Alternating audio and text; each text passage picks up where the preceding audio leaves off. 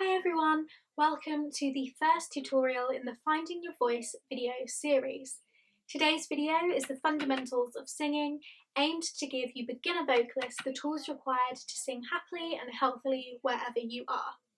So to follow along, you can be by yourself or in a group, but do make sure you have a bottle of water, plenty of space, a straw, and 20 minutes of your time. So before we jump in with the fundamentals of singing, let's take a look at our lesson objectives. In this lesson, we're aiming to develop our understanding of the fundamentals of singing and the importance of performing happily and healthily. If we do this successfully, we'll be able to discuss the fundamentals of singing and their importance, as well as demonstrate a proper posture, good breath control, and a healthy sound. So to effectively review our progress today, we'll be using the what went well and even better if methods. They will allow us to critically analyse our progress, commenting on what we did well and how we can do better next time. I'll explain a bit more about these later on. So we're going to start exploring each of the fundamentals separately.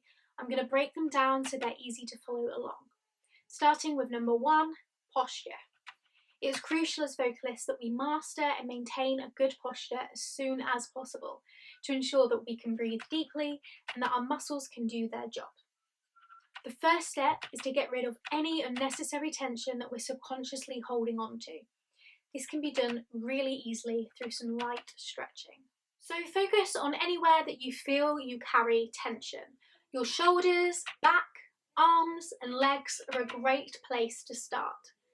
I'd advise doing this for a couple of minutes or until you start to feel loose and limber.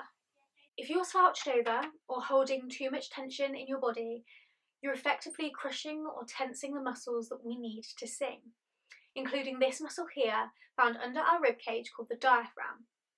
When we breathe, our diaphragm naturally contracts and flattens, allowing our lungs to expand and take in that nice deep breath. If we're constricting this muscle, we are preventing it from doing its job, which can ultimately make singing 10 times harder than it should be. Now, singing sat down is possible, however, it's a lot easier to constrict our diaphragm and other muscles in this position. So, if you're singing sat down, try positioning yourself on the edge of your seat with your back straight and tall. So next, let's check our shoulders. We carry a lot of tension in our shoulders, so we need to make sure that they are nice and relaxed and that they are falling naturally. It's also very common, especially in beginners, for our shoulders to rise so that they're close to our ears, especially after taking that initial breath. This creates tension that we're trying to avoid and can leave us with a strained vocal sound. And finally, are my feet an equal distance apart? Make sure that your feet aren't close together, they're nice and spread out, preferably in line with your shoulders. Make sure that you're not locking your knees as this causes tension and that you have a strong stance. Okay, so it is time that we check in for a quick progress review. We're going to use the what went well and even better if methods for this. So, think of your original posture. How was it? Did you find you already had a good starting position? Or did you struggle to adjust? Could you easily switch from your original posture to perfect posture, or are you still working on this? Is there anything in particular that you struggled with, and how could you improve next time? If you're learning with a friend, check each other's posture. Give each other some feedback because they might notice something that you don't. Okay, so by now we should have a perfect posture. If not, don't worry, pause the tutorial here and keep working on it. So let's move on to the second fundamental of singing, breath control. It is so important that we practice controlled breathing when singing. However, this can be a challenge for some beginners. When we breathe naturally, we take in small, shallow breaths, followed by a short exhalation, and the cycle repeats. But breathing for singing is incredibly different, which means switching off that autopilot and learning a new skill. Okay, so watch as I breathe. When I take a deep, controlled breath in, my chest expands and my stomach bloats outwards. This is my diaphragm contracting and my ribs opening outwards. This allows my lungs to expand fully. When I exhale, my diaphragm relaxes and my lungs deflate, resulting in my stomach and chest to return to normal. So I find that the easiest way to learn to breathe for singing is simply through trial and error. You'll know what feels right. So there are many different exercises that we can do to learn this skill, and I'm going to break down some of my favourites for you now. So, exercise 1.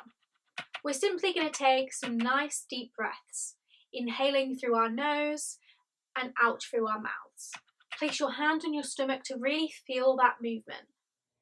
So take notice of when your hand is moving. Is it on the inhale or on the exhale? You should feel your hand rise with every inhalation and return back to its starting position as you exhale. Now, if you find this a struggle, don't worry. Pause the tutorial here and keep practicing those deep breaths until you feel like you've mastered the correct inhalation. If you feel like you have mastered your breath control, well done. It's time for our second exercise, this time focusing on our lung capacity.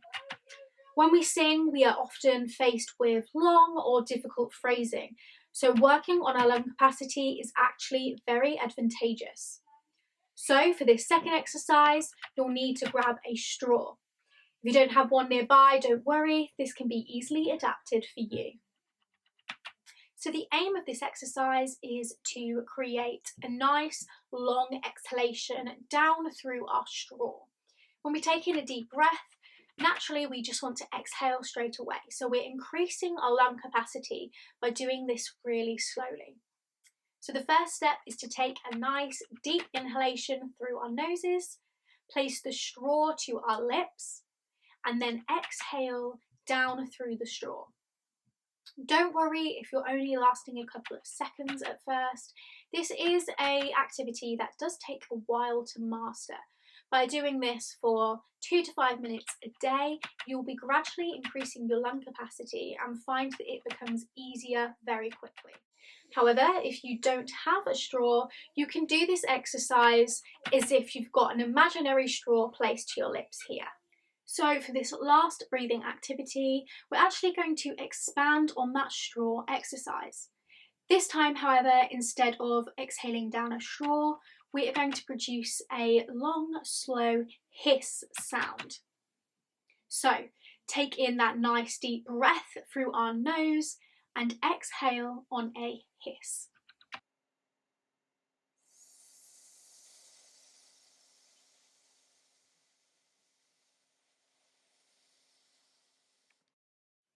So it's time to introduce our third and final fundamental, our voice. Now, this might seem rather obvious, but it is incredibly easy to misuse our voices or not understand them properly, and this can result in injury. Therefore, it is incredibly important that we understand where our voice comes from, how we produce it, and how to look after them. We use 3 stages to create sound, and this is a bit technical, so feel free to pause the video at any time and take some notes. So the first stage is called the respiratory stage, and this involves that controlled breathing that we just discussed. Breathing is the fuel behind making sound. When we breathe, the oxygen moves to and from our lungs and enters our trachea to our larynx. So we've just entered our phonatory stage. Now, the larynx here is home to our vocal folds, 2 little flaps of smooth muscle. When oxygen moves from our lungs up through our trachea and into our larynx, it moves in between our vocal cords, which creates a sound through their vibration. Try placing your hand gently against your throat and hum. You should feel the vibrations. This is your vocal cords at work. Now we have felt those vibrations from our vocal cords, let's move on to the third and final stage, the resonatory stage. Now this is where we turn those vibrations into a desired sound. This happens in our pharyngeal cavity. This includes our nasal passages, our mouth and our throat. It's important to remember that though an instrument, our voice is essentially a muscle and it is a part of us. So keeping it healthy and in a good condition is essential. Now, there are many different things that you can do to maintain a healthy voice. However, I would recommend drinking at least 2 litres of water a day, limiting the amount that you whisper or yell, and if you smoke, quit. So now we have a really good understanding of what our voice is and how we produce sound. Let's start using it. So we're going to do this action. Push the air forward and let your lips vibrate. Now if you find this difficult, press 2 fingers to your cheeks like this. This will help keep the lip bubble moving and your airflow consistent. So we're going to ascend and descend on a major scale, starting on a pitch that is comfortable to you.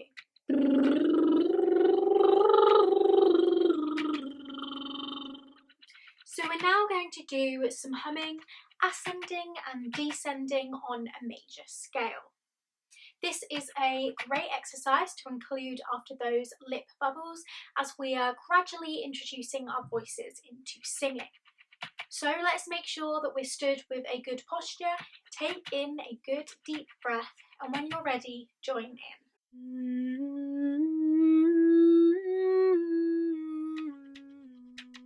So if you find that you're comfortable with this exercise, we can now introduce a la sound.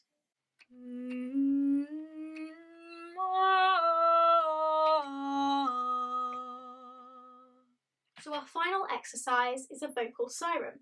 These are incredibly versatile and are great for expanding and strengthening our range, as well as warming up our entire voice. Now I will be demonstrating this on an R sound, however you can choose any vowel sound that you find comfortable.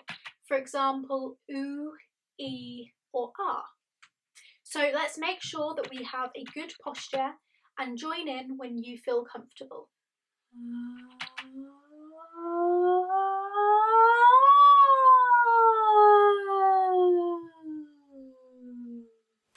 If you're noticing breaks in your voice, don't worry, this is completely normal. It is just highlighting the weaker spots in your range or areas where we are transitioning into a different type of voice, commonly known as head, chest and mixed. Okay, so that was a lot of information to take in. So to make sure we are successfully retaining it, let's do a quick quiz. Feel free to shout out the answers or write them down, whatever works best for you.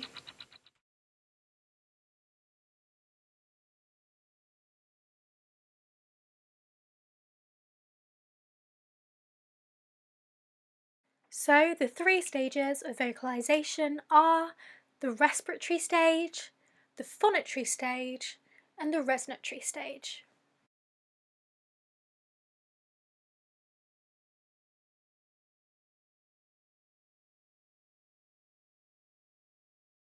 So the 3 steps for having a perfect posture is making sure you are stood up straight and tall, that your shoulders are relaxed, and that your feet are an equal distance apart.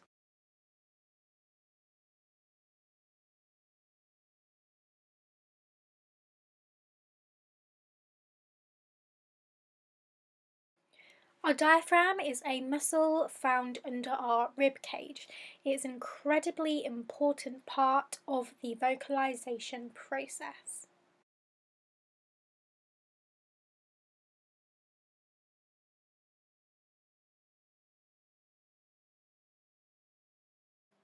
So you could have had deep breathing, the straw exercise, or the hiss.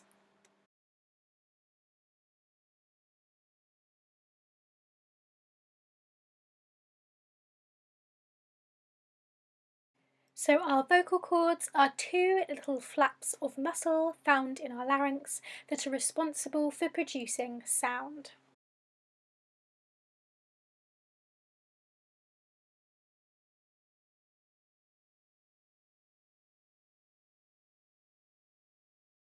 Your stomach should bloat outwards on an inhale.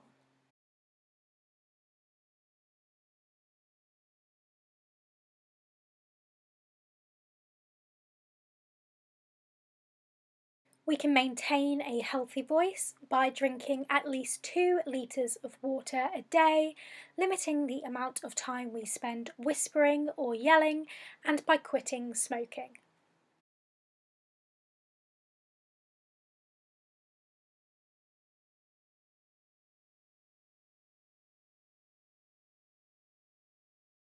You should have posture, breath control, and your voice.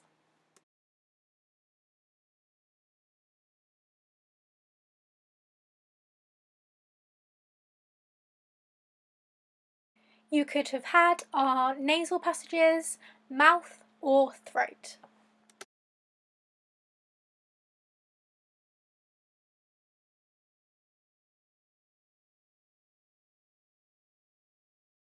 Lip bubbles, humming with a la, and vocal sirens. Okay, so how did you do? Give yourself a mark out of 10. If you feel like you could have done better, feel free to go back over this tutorial and take the test again. So this week I asked you guys via Instagram and Facebook if you had any burning questions about singing.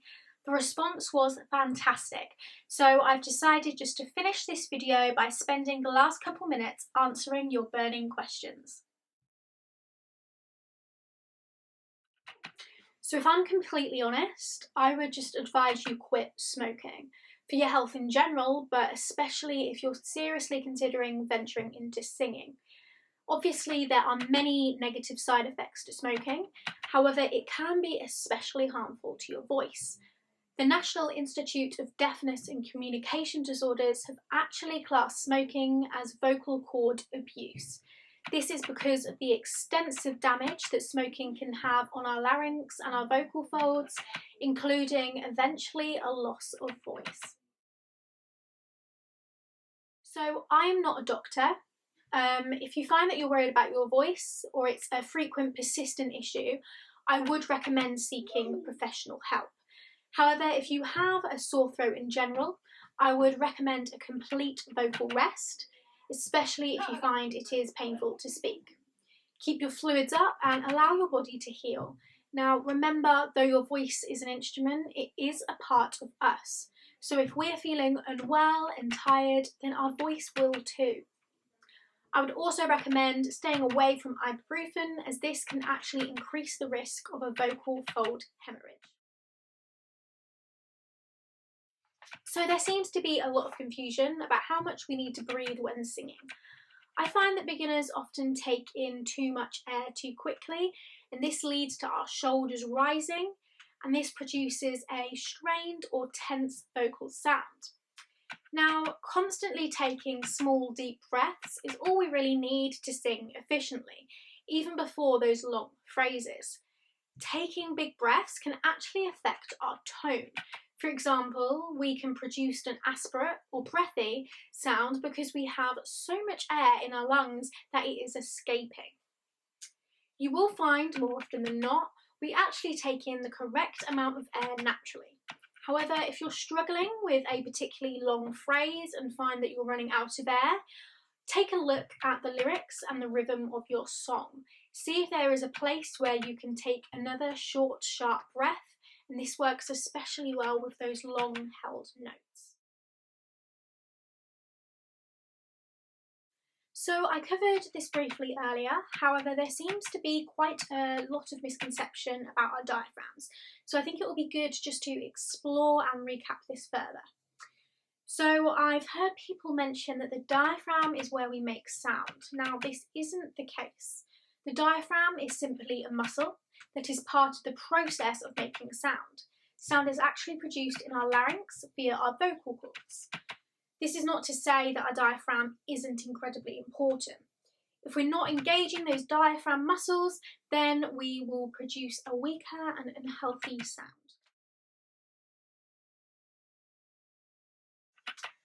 Okay, so I hear quite a lot of this question: how do I sound like Beyonce? How do I sound like Adele? In theory, with the correct application of techniques such as creak or cry, or even by constant listening and mimicking, it is possible to sound like someone you admire. But, and I cannot stress this enough, Everyone has their own unique voice, and this should be more than enough.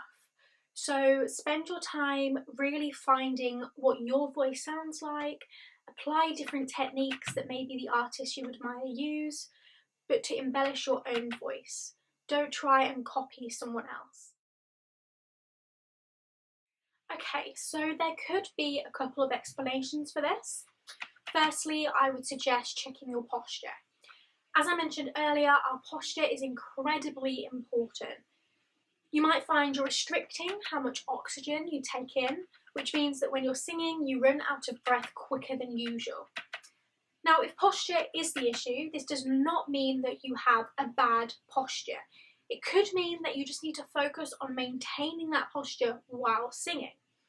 It is very easy to slip back into our old postures when we're thinking about lyrics or where we are in a song. However, singing does strengthen these muscles. So it could be that as a beginner, you're using certain muscles for the first time and you just need to practice and build muscle memory. So at the beginning of this tutorial, I gave you some learning objectives and some intended learning outcomes. So let's see how well we've done.